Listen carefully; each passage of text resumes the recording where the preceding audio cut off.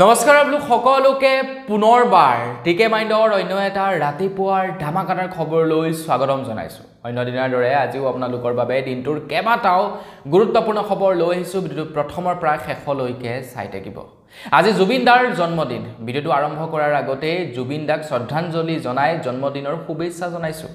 আজি প্ৰথমটো জন্মদিন, যিটো জন্মদিনত নেকি জুবিন দা উপস্থিত নাই আমাৰ মাজত। জুবিন দা তুমি যতে আছা, তুমি ভালে থাকা, কুশলে থাকা, তোমাৰ যাতে আত্মাই শান্তি লাভ কৰে তাৰেই কামনা কৰিছো। আপোনালোকেও জুবিন দাৰ হৈ সুন্দৰকৈ এটা কমেন্ট লিখিবলৈ কিন্তু নাপাহৰিব। আজি সোশ্যাল মিডিয়া জুবিন দাৰ জন্মদিনৰ শুভেচ্ছাৰে ভৰি পৰিছে। আপোনালোকেও আপোনালোকৰ সোশ্যাল মিডিয়া হেণ্ডেলত জুবিন দাক উইশ কৰিবলৈ কিন্তু নাপাহৰিব।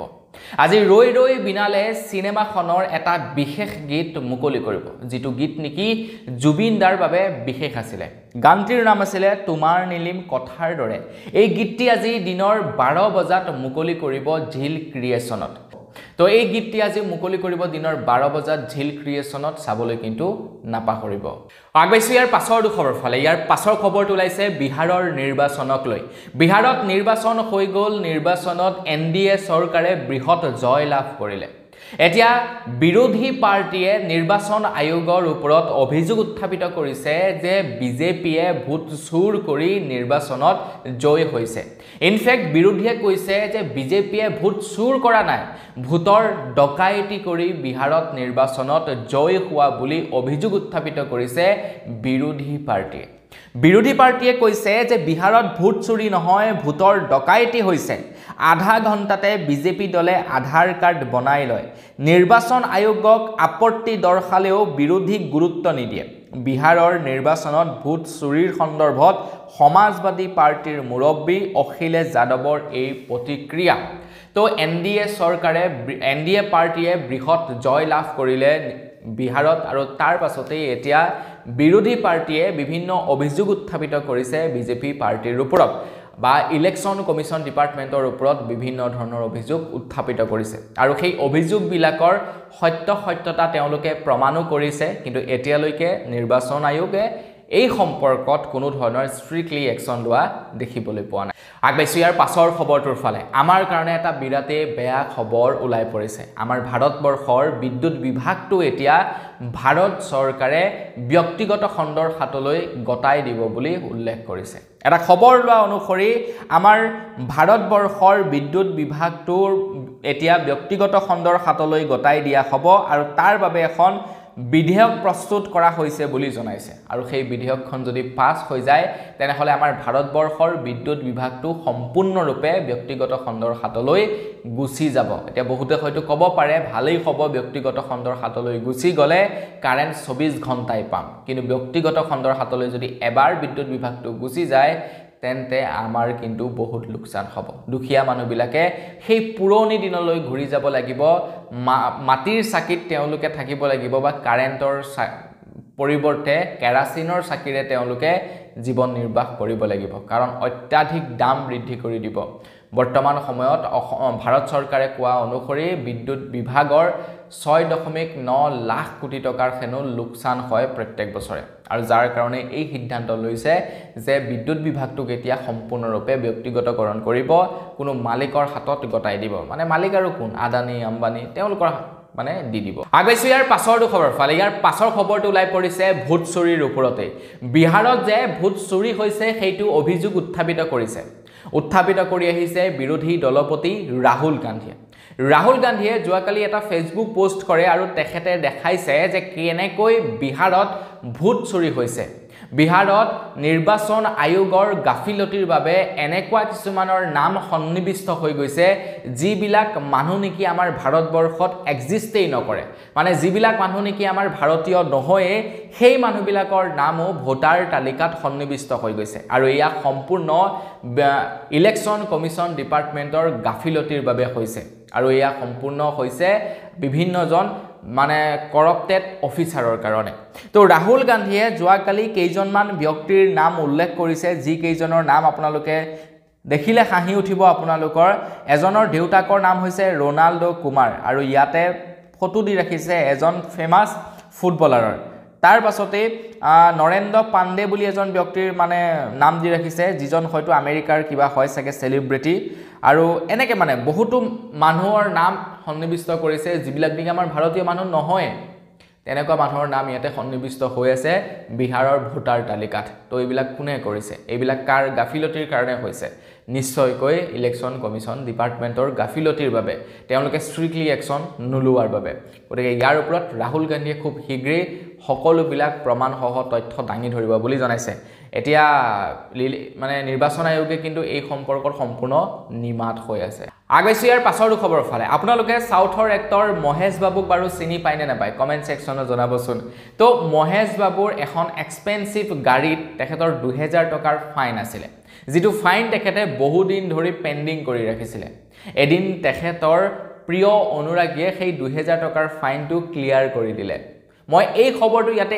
এই কাৰণে ইনক্লুড কৰিছো আপোনালোকে ভাবক কেনেকা নেক্সট লেভেলত কোনো এজন ব্যক্তিয়ে তেখেতলোকৰ ৰোল মডেল বিলাকক ভাল পাব পাৰে বা এক্টৰ এক্টৰনি বিলাকক ভাল পাব পাৰে আৰু যাৰ নেকি প্ৰমাণ একমাত্ৰ জুবিন দা বুলি কলো বেয়া নহবা তাৰ প্ৰমাণ হেয়া জুবিন দা মৰি যোৱাৰ পাছতো এতিয়া জুবিন দাক জীবিত কৰি ৰাখিছে প্ৰত্যেকজন মানুহে এয়াই হৈছে সমাজৰ মৰম আগবাইছো ইয়াৰ পাছৰ খবৰ ফালে ইয়াৰ পাছৰ খবৰটো ওলাইছে বেংগলুৰুৰ পৰা বেংগলুৰুত এজন মোমো বেপাৰীয়ে প্ৰত্যেক মাহে প্ৰায় 32 লাখ টকাৰ মোমো বিক্ৰী কৰে শুনিলে চাগে আপোনালোকৰ আচৰিত যেন লাগিছে শুনিবলৈ হয়তো আপোনালোকৰ চাগে বিশ্বাস হোৱা নাই 32 লাখ টকাৰ মোমো বিক্ৰী কৰে হসাকয়ে বেংগলুৰুত এজন ব্যক্তিয়ে প্ৰত্যেক দিনে প্ৰায় 1 লাখতকৈও অধিক তেখেতে মোমো বিক্ৰী কৰে প্ৰত্যেক দিনে তেখেতে প্ৰায় 950 প্লেট মোমো বিক্ৰী কৰে এ প্লেট মোমোৰ দাম হৈছে 110 টকা গতিকে আপোনালোকে নিজেই ক্যালকুলেট কৰি লওক যে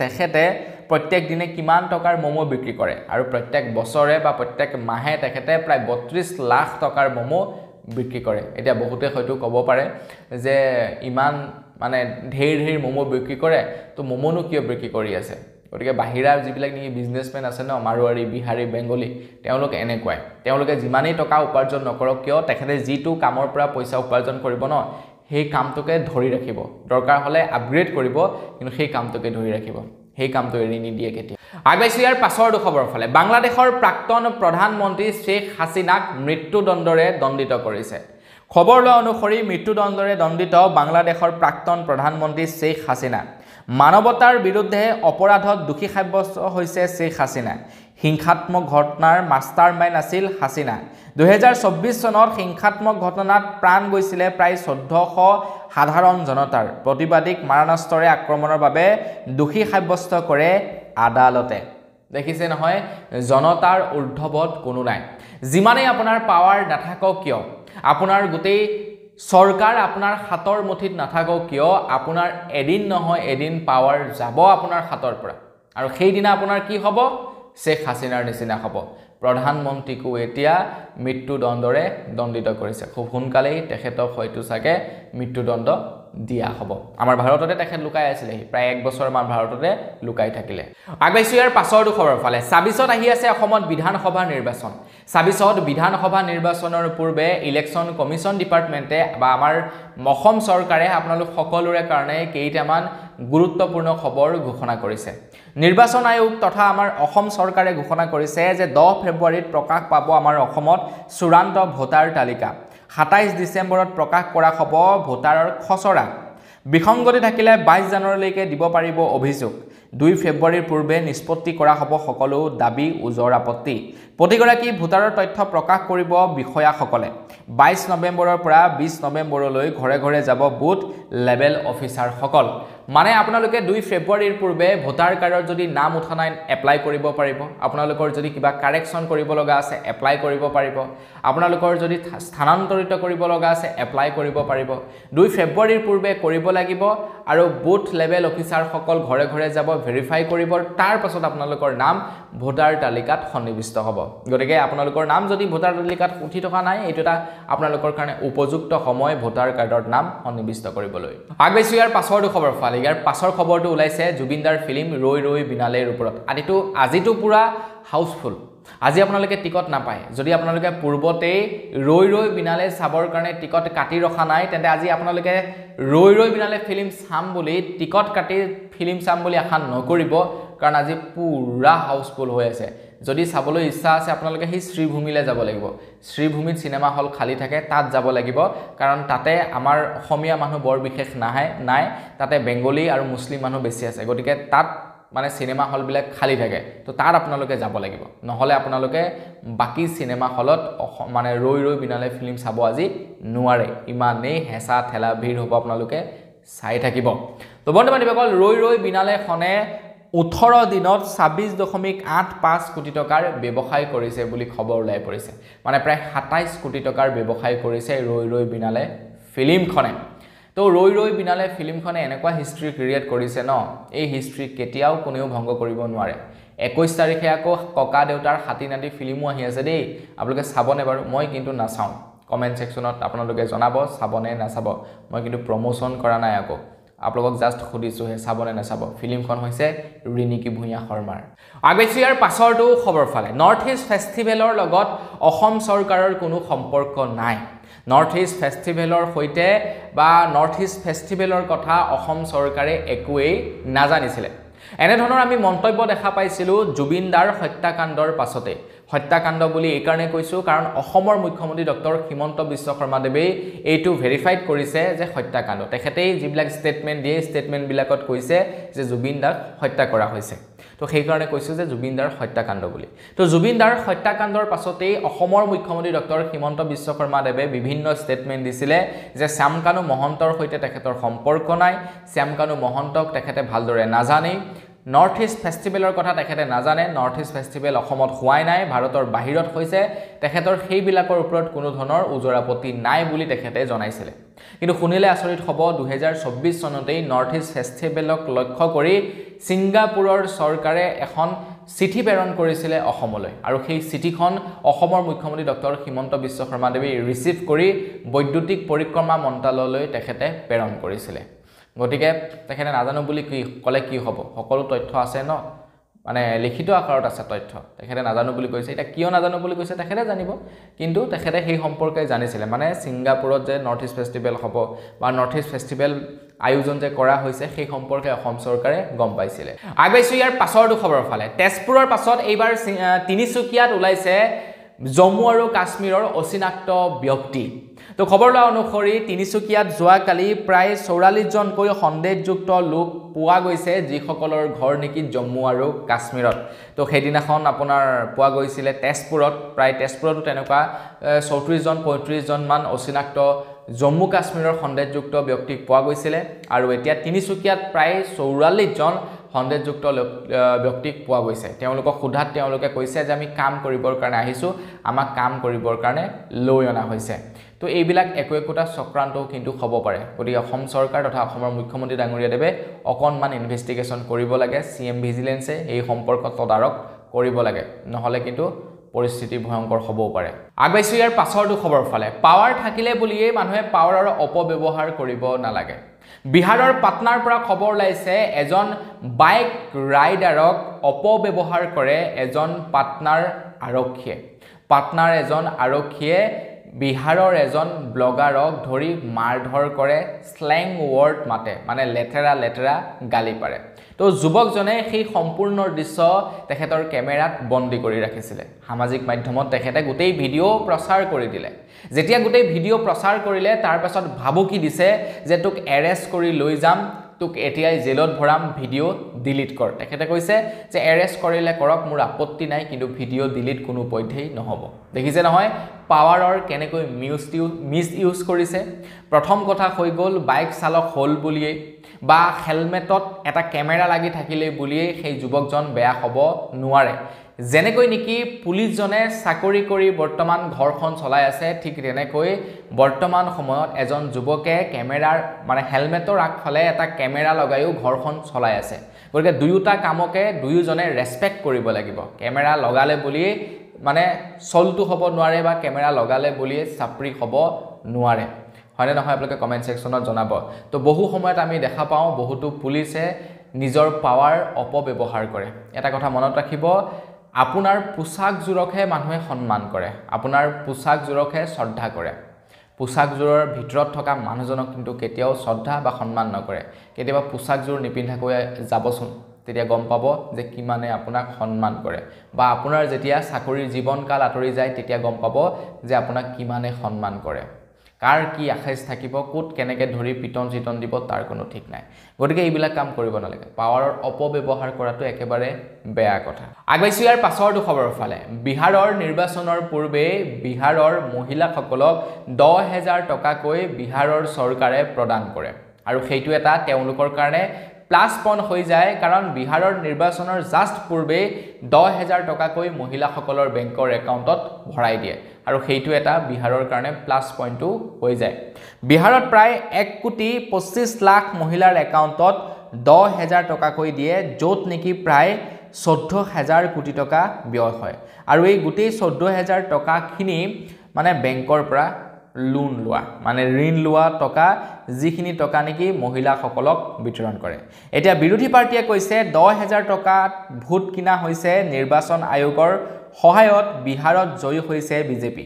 নিৰ্বাচনী ফলাফলক লৈ সুখী নহয় বিহাৰৰ জনতা। বিহাৰৰ নিৰ্বাচনী ফলাফলৰ সন্দৰ্ভত প্ৰতিক্ৰিয়া সোনিয়া গান্ধীৰ জোঁৱাই তথা প্ৰিয়ংকা গান্ধীৰ স্বামী ৰবাৰ্ট। তো এটা কথা মই বুজি নাপাওঁ, আপোনালোকে চাব বিভিন্ন সময়ত বিভিন্ন মানুহক আপোনালোকে কেৱল চৰকাৰৰ বিপক্ষে কৈ থকা দেখা পোৱা যায়, কিন্তু তাৰ পাছতো চৰকাৰ কেনেকৈ জয়ী হয়? এইবিলাকেই হৈছে একোটা লোভ, একোটা টোপ। তেওঁলোকে আঁচনিৰ জৰিয়তে পইচা বিতৰণ কৰিছে, সেইটো সঁচা কথা। আইনীভাৱে বা সংবিধান অনুসৰি সেইটো বাৰু আমি যোগ্য বুলিয়ে ধৰিলোঁ, কিন্তু জাষ্ট নিৰ্বাচনৰ পূৰ্বে দি দিছে, মানে সেইটো এটা ভোট কিনাৰ হৈ গ'ল ইনডাইৰেক্টলি, সেইটোৱে আৰু। আগবাইছোঁ ইয়াৰ পাছৰটো খবৰৰ ফালে। অসমৰ প্ৰায় 7খনকৈ ডিষ্ট্ৰিক্টত গাহৰি মাংস সম্পূৰ্ণৰূপে নিষিদ্ধ কৰিলে। আমাৰ অসমত হাজাৰ হাজাৰ গাহৰি মাৰি পেলাইছে। সোৱাইন ফিভাৰ হৈছে, আফ্ৰিকান সোৱাইন ফিভাৰ। এতিয়া এইটো এটা এনেকুৱা বেমাৰ যিটো বেমাৰ হোৱাৰ লগে লগে প্ৰট'কল অনুসৰি যদি কোনো এটা স্থানত হয়, তেনেহ'লে 1 কিলোমিটাৰলৈকে যিমান গাহৰি চাহৰি থাকে গোটেইবিলাক মাৰি পেলাব লাগে। গাহৰি পোৱালিয়ে হওক বা ডাঙৰেই হওক, ভালেই হওক বা বেয়াই হওক, সেইবিলাকক মাৰি পেলাব লাগে। এতিয়া কথাটো হৈ গ'ল কি, আপোনাৰ অসম চৰকাৰে এতিয়ালৈকে ব্যৱস্থা লোৱা নাই কিয়? অসম চৰকাৰে এই সম্পৰ্কত এতিয়ালৈকে ব্যৱস্থা লোৱা নাই কিয়? বহু নিউজ চেনেলে এতিয়ালৈকে এই বিষয়টো গুৰুত্ব সহকাৰে লোৱা নাই, কিন্তু মই যোৱাকালি ভাবিছোঁ যে 7খন ডিষ্ট্ৰিক্টত গাহৰি সম্পূৰ্ণৰূপে নিষিদ্ধ কৰি দিছে। ঠিক আছে, নিষিদ্ধ কৰিছে, কোনো ডাঙৰ কথা নহয়, নিষিদ্ধ কৰিছে বা বেমাৰ হোৱাৰ কাৰণে নিষিদ্ধ কৰিছে, কিন্তু কথাটো হৈ গ'ল কি যে হাজাৰ হাজাৰ গাহৰি মাৰি পেলাইছে। হাজাৰ হাজাৰ থলুৱা যিবিলাক নেকি গাহৰি পালক আছে, তেওঁলোক বৰবাদ হৈ গৈছে। লাখ লাখ টকাৰ লোন লৈ গাহৰি ফাৰ্ম খুলিছিলে, তেওঁলোকৰ গাহৰি ধ্বংস হৈ গৈছে, মাৰি পেলাইছে। লোন এতিয়া পৰিশোধ কৰিব ক'ৰ পৰা? তেওঁলোকে মাটি বাৰী বিকাৰ বাহিৰে কিবা অপশ্যন থাকিবনে? ইয়াৰ পাছত তেওঁলোকে গাহৰি পালন কৰিবৰ কাৰণে সাহস কৰিবনে? কেতিয়াও নকৰে। তো গাহৰি আমাৰ অসমত নাটনি হ'ব। গাহৰি ক'ৰ পৰা আহিব? বাহিৰৰ পৰা, অসমৰ বাহিৰৰ পৰা। আৰু আমাৰ অসমত কি হ'ব? গাহৰিৰ দাম বাঢ়ি যাব। মানে গোটেই বস্তুবিলাক কিবা যেন মানে অকণমান কিবা মানে খুঁত থকা যেন পাইছোঁ, মানে কিবা জেং থকা যেন পাইছোঁ। চৰকাৰে একো ব্যৱস্থাই লোৱা নাই গাহৰিৰ ওপৰত। বেমাৰ হৈছে, ভাল কৰিবলৈ যত্ন কৰক। মানুহৰ দেহত যদি সেই বেমাৰ হ'লহেঁতেন, মানুহক কি মাৰি পেলালেহেঁতেন নেকি? নিশ্চয় কিবা নহয় কিবা বিকল্প ব্যৱস্থা উলিয়ালেহেঁতেন। গতিকে গাহৰিবিলাকৰ ক্ষেত্ৰতো উলিয়াব লাগে। নাই, এতিয়ালৈকে একো ব্যৱস্থা লোৱা নাই। ক্ষুদ্ৰ ক্ষুদ্ৰ বেপাৰীবিলাকে এতিয়া মাটি বাৰী বিক্ৰী কৰাৰ বাহিৰে একো ব্যৱস্থা নাই। মোৰ ঘৰতে দুটা আছিলে, একদম বিক্ৰী কৰিব পৰা। 20,000, 40,000 মান টকা পাম বুলি ভাবি আছিলোঁ। ভাবিছিলোঁ ভাল কিবা এটা কৰিম আৰু বিক্ৰী কৰি পিনি, মৰি থাকিলে। আগবাইছোঁ ইয়াৰ পাছৰটো খবৰ ফালে। আহি আছে 26ৰ বিধানসভা নিৰ্বাচন। এইবাৰ 26ৰ বিধানসভা নিৰ্বাচনত হয়তো আজমলে অকলে নিৰ্বাচন খেলিব পাৰে। হয়তো কংগ্ৰেছৰ সৈতে তেওঁলোকে মিত্ৰজোঁট নকৰিবও পাৰে। তেওঁলোকে নিজেই হয়তো প্ৰাৰ্থিত্ব প্ৰদান কৰিব, আৰু তাৰ পাছত যদি কেনেবাকৈ ভালদৰে চিট লাভ কৰে, তেতিয়া হয়তো চিটৰ ভাগ বতৰা হ'বও পাৰে। এনেকুৱা মোৰ মানে মনে কৈছে, কিয়নো আজমলে কংগ্ৰেছক লৈ বিভিন্ন আপত্তি দৰ্শাই আছে। এইবাৰ আজমলে কৈছে যে প্ৰায় 35টা সমষ্টিত তেওঁলোকে প্ৰাৰ্থিত্ব প্ৰদান কৰিব। AIUDF-এ AIMIMৰ সৈতে মিত্ৰতা কৰিব বুলি জনাইছে, আৰু প্ৰথমবাৰৰ বাবে আমাৰ অসমত AIMIMে প্ৰাৰ্থিত্ব প্ৰদান কৰিব। গতিকে সেনেকুৱা ধৰণৰে হয়তো চাগে হ'ব পাৰে। দেখিছে বোলে কংগ্ৰেছে আপোনাৰ ভাল চিট দখল কৰিলে, কংগ্ৰেছৰ লগত হয়তো মিত্ৰজোঁট হ'বও পাৰে। দেখিছে বিজেপিয়ে ভাল চিট দখল কৰিছে, তো আৰু কেইখনমান চিট তেওঁলোকক লাগে। তো বিজেপিয়ে যদি একসেপ্ট কৰে তেওঁলোক হয়তো বিজেপিলৈ যাবগৈও পাৰে মানে সে এক্সাম্পল দিছোঁ আৰু যাবই যে সেইটো কনফাৰ্ম নহয় কিন্তু তেওঁলোকে হয়তো মিত্ৰজোঁটৰ সৈতে নিৰ্বাচন নেখেলিবলৈও আছে আমাৰ ভাৰতবৰ্ষৰ পৰা যোৱা এখন হজযাত্ৰীৰ বাহন আৰবত এক্সিডেণ্ট হয় বুলি খবৰ ওলাই পৰিছে য'ত নেকি 42 জনকৈ লোকৰ মৃত্যু হয় খবৰ অনুসৰি আৰবত বাছ দুৰ্ঘটনাত উমৰাহ হজলৈ যোৱা প্ৰায় 42 ভাৰতীয় যাত্ৰীৰ মৃত্যু হয় আৰু যোৱাকালি ভাৰতৰ প্ৰধানমন্ত্ৰী নৰেন্দ্ৰ মোদী ডাঙৰীয়াদেৱে এইটো কনফাৰ্ম কৰিছে তো তেওঁলোকৰ আত্মাই যাতে শান্তি লাভ কৰে তাৰেই ভগৱানৰ ওচৰত প্ৰাৰ্থনা কৰিছোঁ আগবাইছোঁ ইয়াৰ পাছৰ খবৰ ফালে ইয়াৰ পাছৰ খবৰটো ওলাইছে অৰুণোদয় আঁচনিৰ ওপৰত আপোনালোকে বাৰু অৰুণোদয় আঁচনিৰ পইচা পায় নে নাপায় কমেণ্ট ছেকশ্যনত জনাব বা আপোনালোকৰ ঘৰৰ কোনো সদস্যই অৰুণোদয় আঁচনিৰ পইচা পায় নে নাপায় সেইটো কমেণ্ট ছেকশ্যনত জনাব খবৰ ওলাই পৰিছে ফেব্ৰুৱাৰী মাহত অৰুণোদয় আঁচনিৰ পইচা পোৱা মহিলাসকলৰ কাৰণে এটা ভাল খবৰ ওলাব বুলি কৈছে এটা কেনেকুৱা খবৰ ওলাব নাজানো আৰু কিন্তু ভাল এটা উপহাৰ পাব অৰুণোদয় আঁচনিৰ হিতাধিকাৰীসকলে ফেব্ৰুৱাৰী মাহৰ পৰা আগবাইছোঁ একেবাৰে শেষৰটো খবৰ ফালে আমাৰ অসমৰ এজন যুৱকৰ আকৌ ৰেলত গৈ থকাৰ অৱস্থাত মৃত্যু হয় ৰেল যাত্ৰাই এতিয়া আমাৰ অসমৰ যুৱক যুৱতীৰ কাৰণে ভাল নহয় তো সেই কাৰণে মই এটা বিশেষ মানে কিছু বিশেষ জাতিক মোৰ মানে বিৰাট খং উঠে কেইটামান মানে বিশেষ জাতিক যিখিনি নেকি আমাৰ অসমীয়া নহয় সেই জাতিকেইটাক মানে বিৰাট খং উঠে যিবিলাক নেকি অসমৰ বাহিৰৰ হয় বৰ্তমান আমাৰ অসমত থাকে তেওঁলোকক মানে মোৰ বিৰাট খং উঠে এই কাৰণেই কাৰণ তেওঁলোকে অসমত থাকি অসমীয়া মানুহখিনিৰ ওপৰত দাদাগিৰি কৰি থাকে কিন্তু সেই একেখিনি অসমীয়াই যেতিয়া বাহিৰলৈ যাব তাত মানে একদম পানী ঢলা মেকুৰীৰ নিচিনা থাকিব লাগে আপুনি যাওকচোন কলকাতাত দম দেখাওক তেতিয়া গম পাব আপুনি যাওকচোন বিহাৰত দম দেখাওক তেতিয়া গম পাব একো মাত মাতিব নোৱাৰে আপোনাক যদি স্বৰ এটাও লগাই দিয়ে আপুনি মনে মনে আহিব লাগিব এনেকুৱা পৰিস্থিতি আৰু আমাৰ অসমত আহি তেওঁলোকৰ উদ্ভণ্ডালি উৎপাত আৰু যি কি নহওক খবৰ ওলাই পৰিছে ৰেল যাত্ৰা সুৰক্ষিত নহয় এতিয়া